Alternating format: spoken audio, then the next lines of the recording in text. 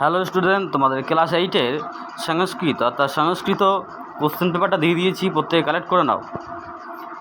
Third সেমিস্টারের তোমাদের 70 নম্বরের পরীক্ষা হয়ে থাকে তোমাদের প্রত্যেক সাবজেক্টে। সংস্কৃত কোশ্চেন পেপারটা দিয়ে দিয়েছি, অর্থাৎ তোমাদের কেমন কোশ্চেনটা হতে পারে।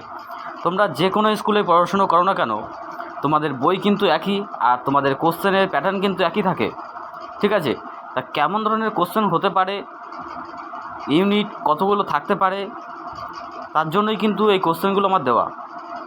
প্রত্যেকে কোশ্চেনগুলো কালেক্ট করে নাও। সমস্ত ক্লাসের কোশ্চেনগুলো আমার ফেসবুক পেজে আমি আপলোড করে দিয়েছি, প্রত্যেকে ওখান থেকে স্ক্রিনশট করে নিতে পারো।